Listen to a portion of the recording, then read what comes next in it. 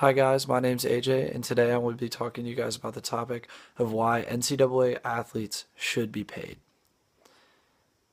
In this year alone, the NCAA, or the National Collegiate Athletic Association, is projected to make more than $6 billion. To put that into perspective, both the National Basketball Association, or the NBA, and the National Hockey League, or the NHL, are both projected to make lower numbers than that. These collegiate athletes that work for the NCAA are getting scholarships, yes, but the question at hand is that a fair reimbursement considering the amount of money that the colleges are receiving as a result of the athletics that they provide? I believe that the NCAA should pay its athletes some sort of reimbursement for their services due to the fact that they are risking their health and making the NCAA a ton of money while doing so. Kareem Abdul-Jabbar, a basketball player in the 1980s for UCLA, wrote an article for Time magazine about his opinion on collegiate athlete reimbursement. In the article, he says, and I quote, "I sometimes had a friend scout my game tickets so I could have a little spending money." He then goes on detail to describe how he could not afford transportation due to the NCAA restrictions that prohibit him from having a job. To put that into perspective, a student receiving a scholarship for a subject such as biology would be able to have a job on top of the scholarship that they were being provided. Our friend Kareem Abdul-Jabbar was not allowed to have a job due to NCAA athletic restrictions, so he could not make money on the side. To go on about this free education, if an athlete gets injured or unsuccessful in their career, they do suddenly lose their scholarship and access to an education. Someone who could be the best basketball player in the world, playing their best basketball at college, could within moments suddenly have their career shattered due to a serious injury that could end their athletic career.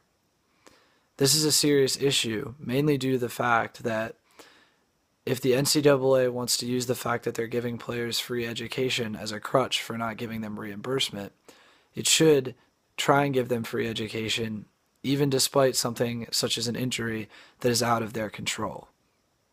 Many players do not even stay in college long enough to get a degree, which also goes against the NCAA's statements that it really does not provide money because it wants to focus on education. These athletes are employees of the universities and should be able to unionize. The reason this is a thing is because Mark Edelman, in his article for U.S. News, states that the typical Division I football player devotes 43.3 hours a week to football. To put this into perspective, the average American works 40 hours during a work week, and these players are not being reimbursed. Also, sports and athletes are huge marketing tools for universities. Small colleges are suddenly known nationwide due to their amazing basketball talents or their amazing football talents, and this can really help recruitment. Edelman shows that athletic performance by Doug Flutie when he won the Heisman at Boston College increased the average SAT score of admitted freshmen the next year at Boston College by 110 points. The solution I would suggest for this problem is that the NCAA should allow athletes to unionize.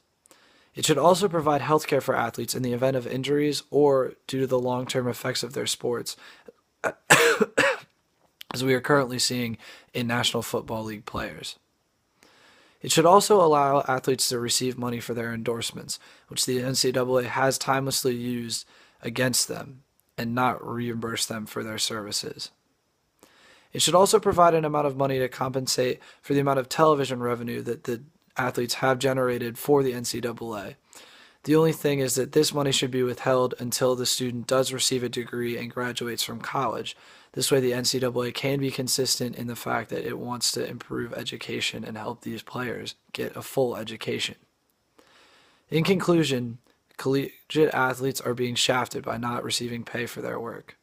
By allowing them to unionize and receive pay for their work, which can be accessible after graduation, and funds as compensations for their likenesses being used as endorsements, collegiate athletes can be fairly reimbursed for the revenue that they generate for their respective colleges.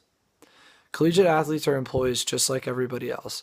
The only difference is that the NCAA is preventing these talented individuals from making money while still asking them to perform physically to a point where they can be in serious health risks. Thank you guys, and I hope that I can help persuade you to help get these kids the money that they need to live. Thank you.